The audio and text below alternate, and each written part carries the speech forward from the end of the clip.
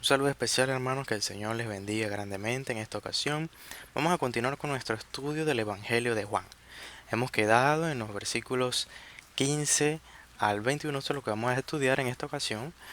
Ya anteriormente vimos los primeros 14 versículos del capítulo 6, ¿verdad? El cual es el famoso milagro de la alimentación de los 5.000. Pero en esta ocasión vamos a estar estudiando del verso 15 al 21, el cual toca otro milagro, habla de otro milagro muy conocido por todos nosotros y el cual espero en este mensaje sea de bendición, sea de exhortación para cada uno de ustedes, mis queridos hermanos. Antes de eso me gustaría tener un tiempo de oración para agradecerle al Señor que Él nos tiene en este lugar, escuchando su palabra. Señor, te damos gloria, te damos honra, te alabamos a ti, Señor, porque solo tú, Señor, por tu gracia, por tu amor, por tu bondad, nos permites escuchar tu palabra un día más. Nos permite, Señor, estar en tu presencia un día más. Nos permite, Señor, conocerte un día más. Sabemos que sin ti no estaríamos hoy aquí. Y por eso te bendecimos, te exaltamos. Estamos abrumados, sobrepasados totalmente por tu amor y tu gracia con nosotros. Señor, te pido que tú bendigas a cada uno de mis hermanos, quienes se unen a mí para estudiar la palabra. Y ayúdame a mí, Señor, para poder ser un medio correcto y un medio de comunicación para tu palabra. Que no sea yo un obstáculo, sino un instrumento para tu gloria. En el nombre de Jesús. Amén y amén. Bien, como les dije, vamos a estar estudiando los versículos 15 al 21. Estos versículos 15 al 21 hablan acerca de aquel evento en el cual los discípulos se encontraron a la deriva en el mar de Capernaum. En ese momento los atacó una tempestad. Quedaron varados en medio de dicho mar y Jesús apareció a ellos caminando sobre las aguas. Esta fue la quinta señal que el apóstol Juan registra en su evangelio. Antes de iniciar, me gustaría hacer una recapitulación de estas señales. Si vamos al capítulo 2, veremos la primera señal dada por Jesucristo en su ministerio público, el cual fue el momento en que él en las bodas de Caná convirtió el agua en vino. Y es muy interesante cómo el apóstol Juan escribe, y este fue el principio de las señales que hizo Jesús. Y uno dirá, ¿por qué es tan importante eso? Recordemos el contexto histórico de este evangelio. En aquella época habían otros falsos maestros que enseñaban que Jesús había hecho milagros en su niñez. Y incluso hay libros donde se registran, que son libros apócrifos, que se registran supuestos milagros de Jesús en su niñez y algunos que dejarían o dejan en tela de juicio la integridad moral de Jesús, ¿verdad? Pero la importancia de esto es que Jesús es solamente reconocido aquí como el primer milagro de Jesús. El milagro de Jesús es reconocido en las bodas de Caná por el apóstol Juan. Posteriormente pasamos al capítulo 4.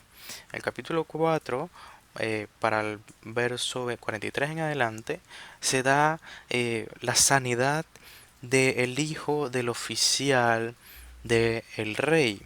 Este hombre le había insistido al Señor que sanara a su hijo que estaba enfermo, le insistía que lo acompañara, pero Jesús desde aquel lugar le dijo, tu hijo vive. Y en ese mismo momento en el cual él pronunció estas palabras, el hijo de aquel oficial fue sanado. Y él lo corroboró posteriormente cuando llegó a su hogar, en el cual preguntó la hora, y la hora exacta en la cual Jesús pronunció esas palabras fueron las horas en el cual la fiebre abandonó el cuerpo de aquel joven. Luego conocemos todos, hablamos bastante acerca de este milagro. La tercera señal se encuentra en el capítulo 5, en el cual Jesús en Jerusalén va a un estanque llamado el estanque de Betesda, en el cual se encuentra con un paralítico de 38 años, con el cual había estado en esa condición 38 años. Y él lo sana. Él sana a este hombre. Y el hombre aquel, cuando Jesús le ordena que se levante, él logra levantarse y toma todas sus pertenencias y sigue en su camino y se dirige al templo a dar alabanza y gratitud al Señor. Esa fue la tercera señal que registra el apóstol Juan.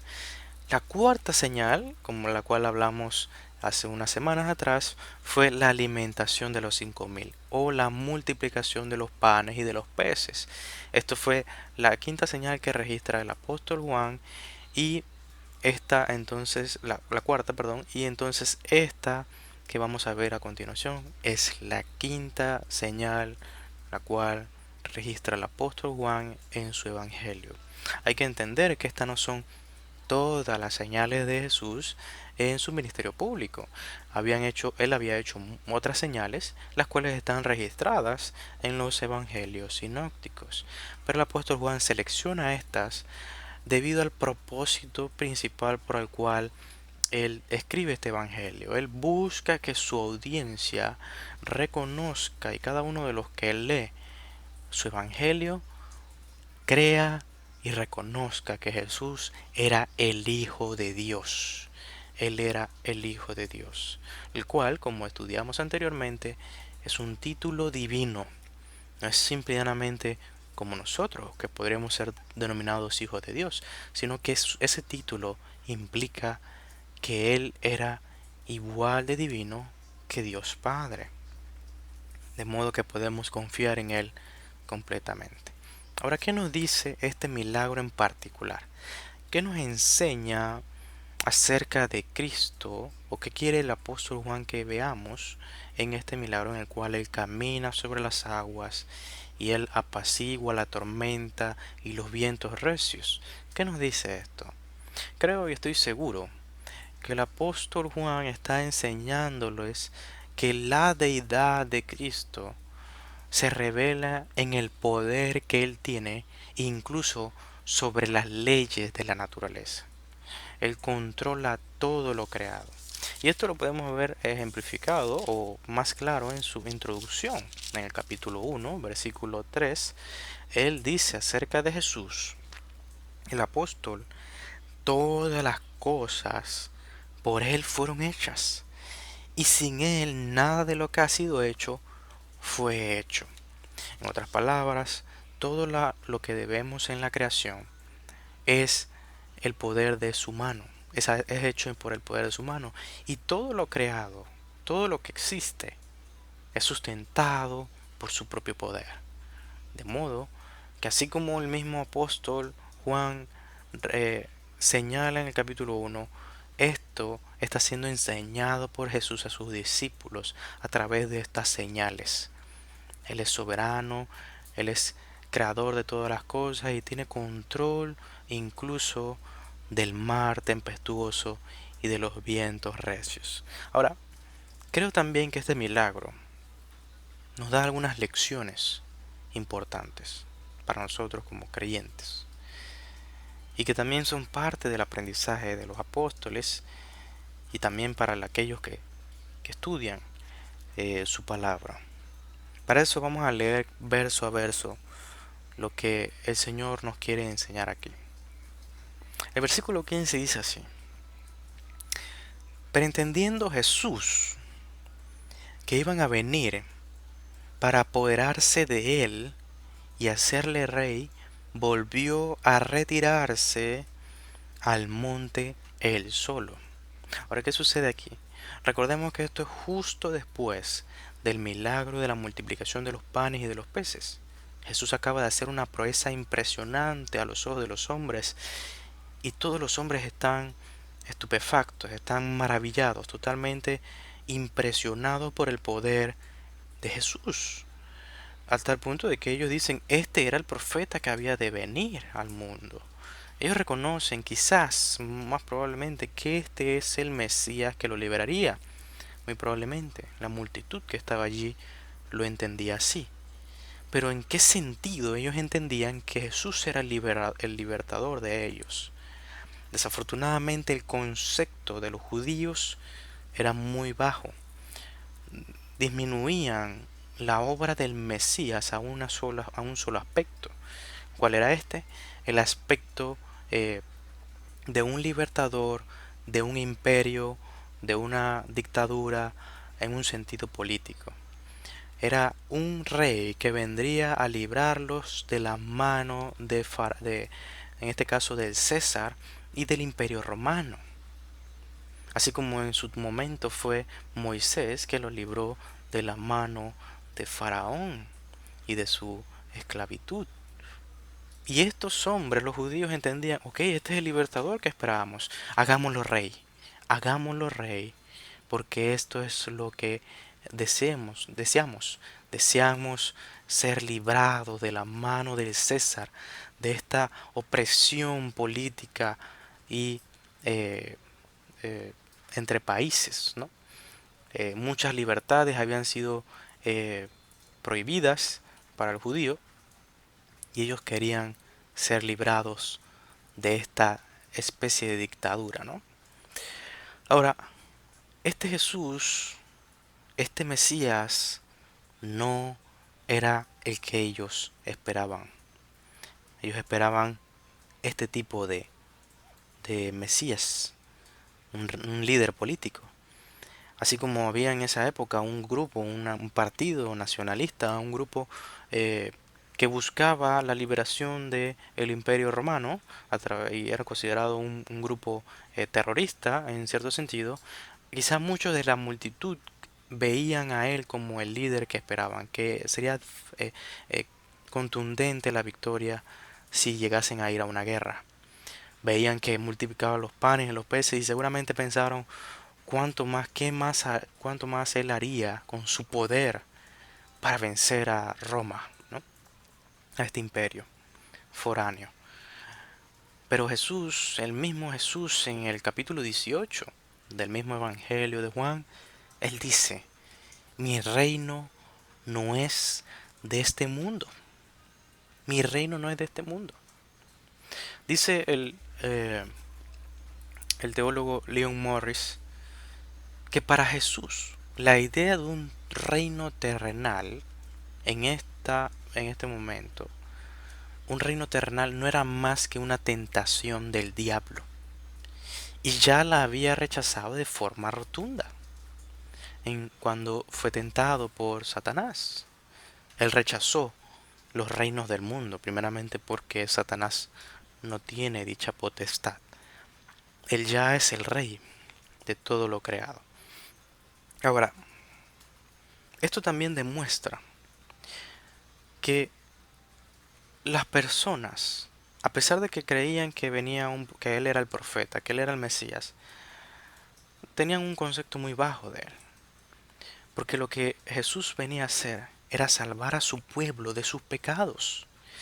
Ellos veían a Jesús como un salvador superficial, mas no un salvador integral del alma que estaba perdida. Por otro lado, ellos tenían un concepto muy alto de sí mismos. Ellos creían que ellos estaban bien espiritualmente, pero que ahora necesitaban un libertador eh, político. Mas lo que ellos necesitaban era un salvador de sus almas que estaban corruptas y perdidas. Este es el porqué de que Jesús, en vez de aceptar esta oferta que al parecer, y se nota en el verso, era en contra de su voluntad, él se aparta de ellos, ¿sí? Y los otros evangelios, el evangelio de Mateo y el evangelio de Marcos, nos dicen que él despide a la multitud. Él despide en el capítulo 14, versículo 22, y también en Marcos 6, 45, nos dice que él despidió a la multitud en aquel momento, después de haber hecho tal milagro de los panes. Esta era una forma de rechazar esa oferta. Él rechazaba la oferta y la voluntad de los hombres. Esto es una lección muy importante para nosotros, porque cuántas veces nosotros no vemos a Jesús como un amuleto. Cuántas veces nosotros vemos a Jesús de una forma muy baja, muy limitada. Y vemos a Jesús solo como el libertador de las situaciones problemáticas de nuestra vida. Solo como eso. No que Él no sea un Dios que puede librarnos de dificultades. Pero cuando vemos a Jesús solo como un libertador de problemas superficiales, estamos teniendo una imagen muy baja de Jesús. Tenemos que tener una imagen alta y completa de Cristo, porque sólo así tendremos salvación. Sólo así veremos nuestro pecado y cuál es la verdadera vida, la vida a la cual debemos aspirar, y es la vida eterna. Especialmente en esta época, en la cual vivimos por un tiempo muy difícil, como es la pandemia del COVID. Muchos de nosotros deseamos que esto acabe, deseamos que termine la pandemia, pero ¿eso es todo lo que deseamos de Cristo? ¿Acaso no hemos desconfiado del Señor en este tiempo? ¿Acaso no hemos dejado de creer en muchos aspectos? ¿Nos hemos enfriado muchos de nosotros? ¿Acaso no hemos pecado en este tiempo? ¿O es que el pecado ya ha dejado de existir aún en el tiempo de pandemia a nosotros? ¿Realmente usted en este tiempo de pandemia ha orado al Señor? ¿Ha pedido perdón por sus pecados? ¿Se ha arrepentido de cada uno de ellos? ¿Ha confiado en Jesús y el sacrificio de Él en la cruz como el único medio por el cual serán perdonados cada uno de ellos y el cual tiene entrada al reino de Dios? ¿Ese es el Jesús que hemos visto en este tiempo, o solo vemos al Jesús que puede acabar con el COVID en un abrir y cerrar de ojos?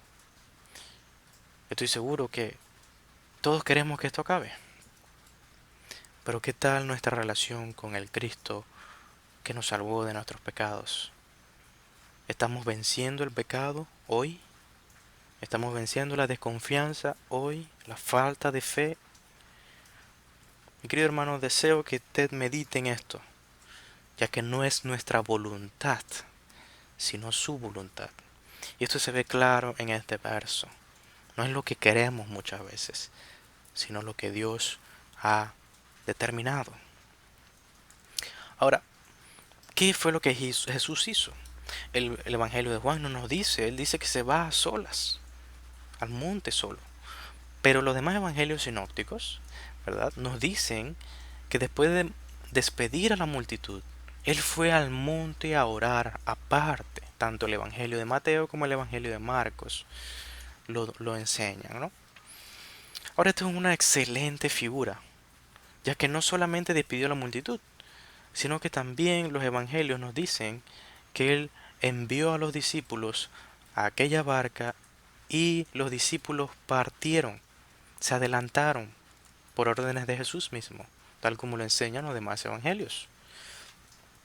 Y los discípulos, en medio de este viaje, mientras se encontraban en el viaje en el mar de Capernaum, Jesús estaba en el monte a solas, orando.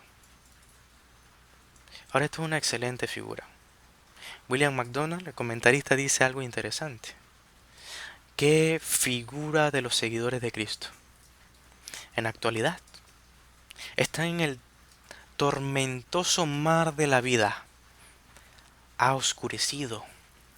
Al Señor no se le ve por ninguna parte. Pero esto no significa que Él desconozca lo que está sucediendo. Está en el cielo, orando por todos aquellos a los que ama. Mientras los discípulos remaban y estaban asustados en medio del mar de Capernaum porque los había sorprendido una tormenta, Jesús oraba en el monte. Jesús oraba en el monte. Es una excelente figura, tal como nos lo enseña el libro de Hebreos. Hebreos dice, mas este, Jesús, nuestro sumo sacerdote, por cuanto permanece para siempre. Tiene un sacerdocio inmutable, por lo cual puede también salvar perpetuamente a los que por él se acercan a Dios, viviendo siempre, siempre, mi querido hermano, para interceder por ellos. Hebreos 7, verso 24 al 25. También lo dice el libro de los Romanos, capítulo 8, versículo 26. Leemos las escrituras. Versículo 26 dice: de igual manera el Espíritu nos ayuda en nuestra debilidad. Pues ¿qué hemos de pedir como conviene? No lo sabemos.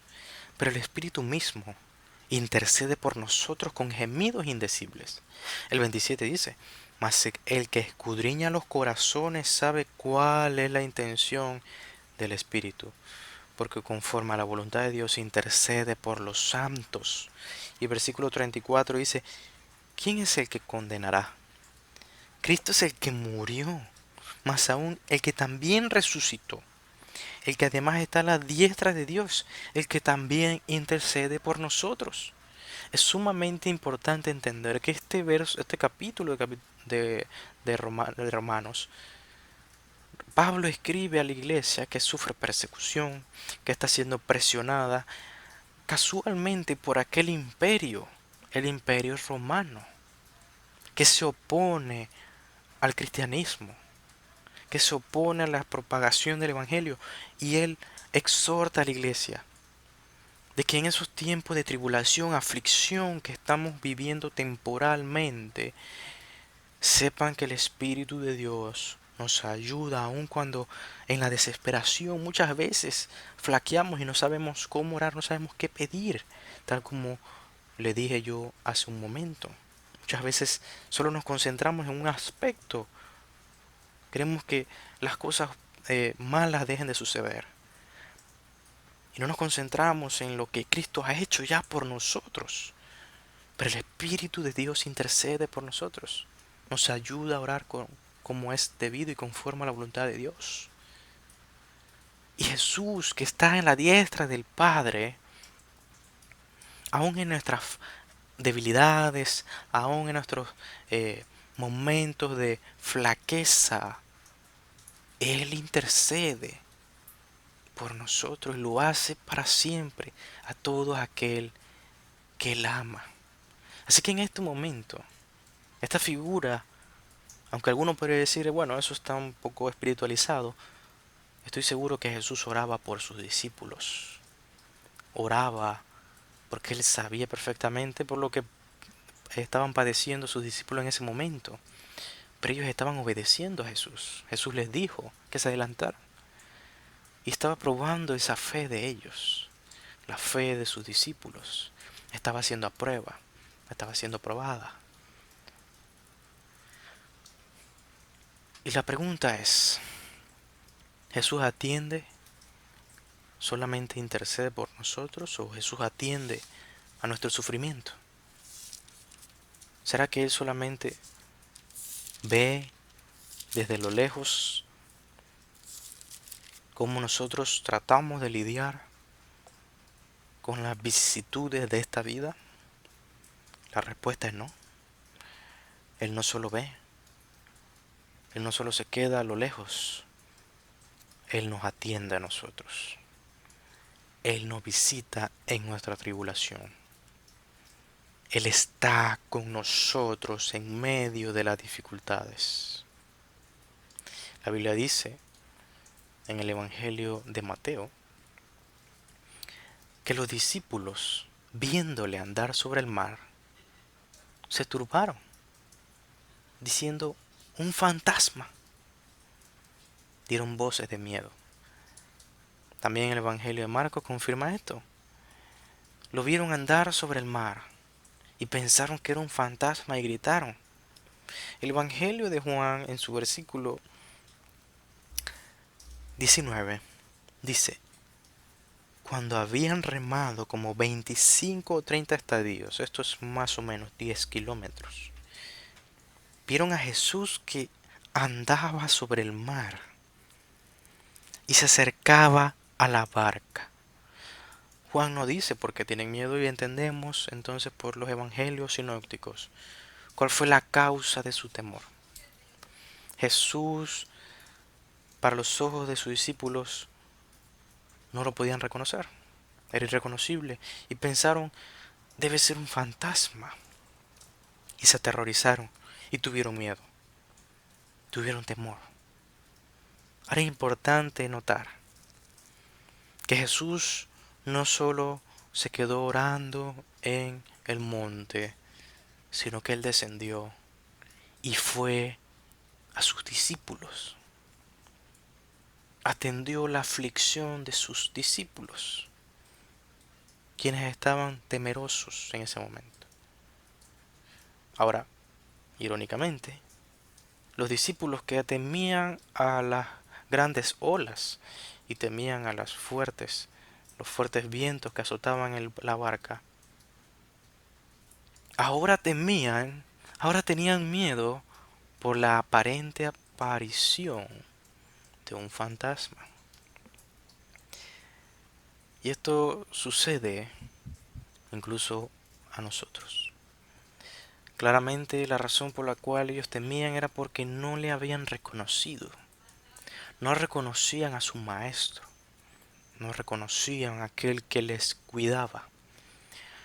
Esto me recuerda, um, tengo una, puede ser una pequeña imagen de cuando los bebés están pequeños.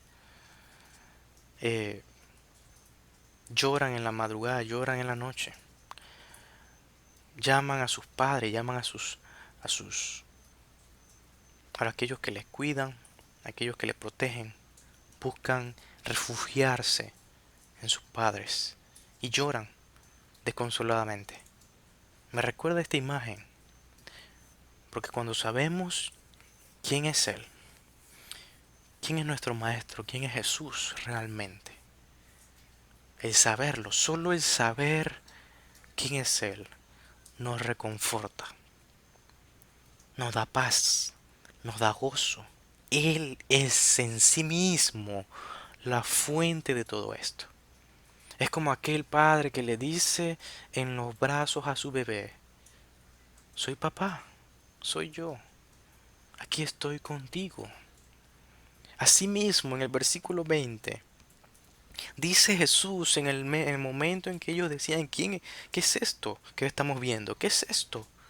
En el momento de desesperación, Jesús les dice, yo soy, yo soy, no temáis, no temáis, mi querido hermano. Él es, Él es el mismo, Él es el mismo que estuvo con Abraham, Él es el mismo que estuvo con Jacob, con Isaac, Él es el mismo que estuvo con Jacob. Él es el mismo que estuvo con Moisés cuando el mar se abrió en dos. Él es el mismo que acompañó a su pueblo durante el desierto. Él es el mismo que acompañó al rey David en aquella batalla contra Goliat. Él es el mismo que estuvo con Daniel y sus compañeros, aun cuando enfrentaban la muerte inevitable. Él estuvo con ellos. Y así mismo como ha estado con ellos, Él está con nosotros, tal como decía Jeremías. Jehová está conmigo como poderoso gigante. Dice las Escrituras en Mateo 14:27, en los Evangelios sinópticos, que Jesús le dice, tened ánimo, yo soy, no temáis. Asimismo, escribe Marcos, escribe lo mismo, tened ánimo, recobrad ánimo, el ánimo, no decaigan a pesar de las circunstancias, no bajen los brazos.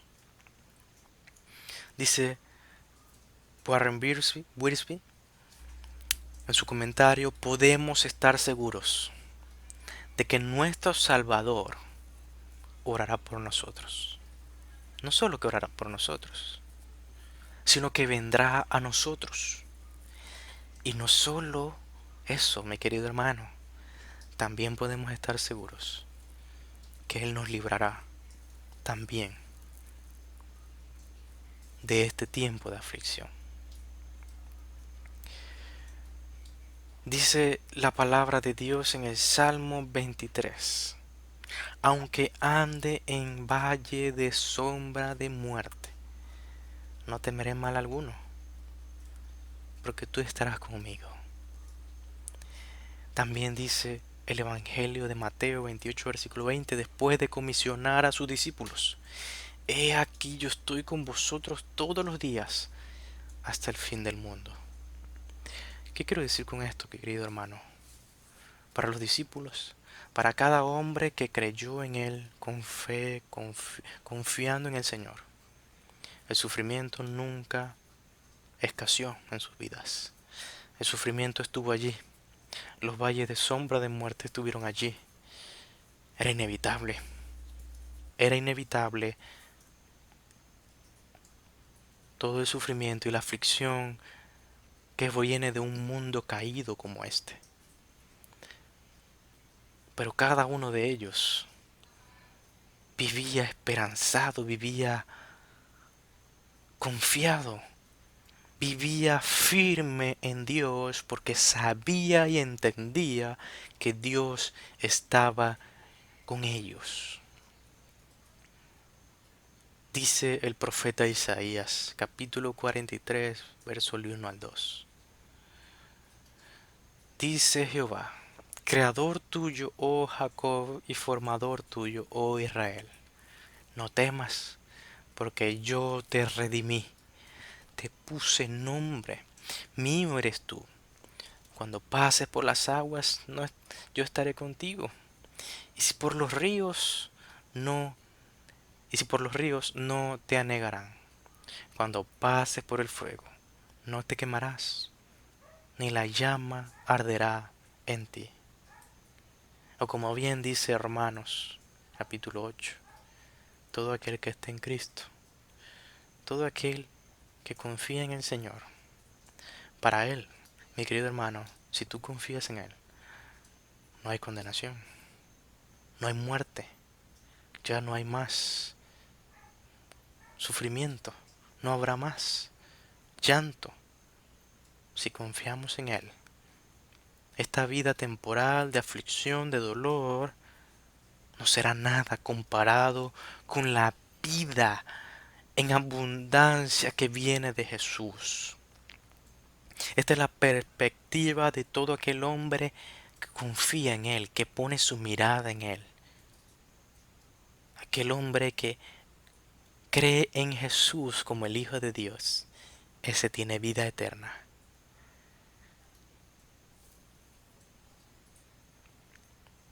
Continuando con los versículos de Juan,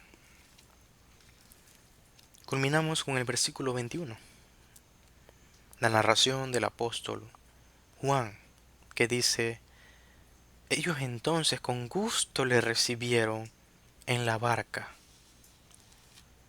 Parece interesante lo que dice después: la cual llegó enseguida a la tierra donde iban.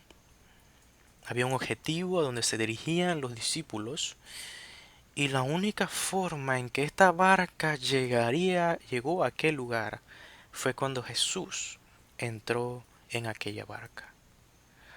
Evidentemente el apóstol Juan no enseña qué fue lo que sucedió específicamente, pero el Evangelio de Marcos nos ayuda a entender esto. Dice el versículo 51, capítulo 6 de Marcos: y subió a ellos en la barca. Jesús subió a ellos en la barca, y se calmó el viento. Y dice la Biblia: y ellos se asombraron en gran manera y se maravillaban. Estaban totalmente impresionados por el poder de Cristo. Su fe ahora era confirmada. Ahora su fe en Cristo era solidificada. Ellos podían decir verdaderamente, este es el Hijo de Dios. Verdaderamente, solo a través de Cristo podemos llegar al destino que todo hombre quiere llegar. Todo hombre quiere llegar a la tierra prometida. Todo hombre quiere llegar al cielo. Pero la naturaleza del hombre siempre lo empuja a buscar por sus propios medios. En su orgullo y en su necedad, cree el hombre que remando por sí mismo podrá entrar al cielo por sus propios méritos. Pero la realidad es que no podemos. Solo a través de Cristo podemos lograrlo. Tal como dice el Salmo 107, verso 25 al 32. Leemos este verso y culminamos la lección de esta ocasión. Dice el Salmo así: ellos han visto las obras de Jehová y sus maravillas en las profundidades, porque habló e hizo levantar un viento tempestuoso que encrespa sus ondas. Suben a los cielos, descienden a los abismos, sus almas se derriten con el mal, tiemblan y titubean como ebrios, y toda su ciencia es inútil. La ciencia de los hombres es inútil. Entonces, cuando esto sucede, mi querido hermano, dice, claman a Jehová en su angustia y los libra de sus aflicciones. Cambia la tempestad en sosiego y se apaciguan sus ondas. Luego se alegran porque se apaciguaron, y así los guía al puerto que deseaban. Alaben la misericordia de Jehová y sus maravillas para con los hijos de los hombres. Exáltenlo en la congregación del pueblo y en la reunión de ancianos lo alaben. Mi querido hermano, el Señor que ha levantado las olas, el mismo Señor que ha hecho que los vientos azoten con poder, ese mismo Señor, ese es el único camino, es el único medio, es el único refugio, nuestro único castillo para cubrirnos de tal tempestad. Más allá, mi querido hermano, de la dificultad que estamos padeciendo, de la pandemia, de una enfermedad que nos puede quitar la vida en cualquier momento, más allá de eso, hay algo aún peor, que es el infierno eterno. Tu hermano que me escuchas y aquel que por primera vez escucha el Evangelio, quiero que sepas y quiero que entiendas que Jesús murió en la cruz del Calvario, llevando en sí mismo cada uno de nuestros pecados, muriendo en aquella cruz, padeciendo el castigo que nosotros merecíamos, resucitando al tercer día, anunciando a todos los hombres que el sacrificio ha sido aceptado como un sacrificio agradable delante de Dios, y que Dios ahora, a través del sacrificio de Cristo, perdona los pecados de aquellos que creen en Él. Hermano mío y todo aquel que escucha, arrepiéntete de tus pecados, cree en Cristo, y la tempestad y las fuertes olas de la condenación y la muerte serán disipados. La maldición del pecado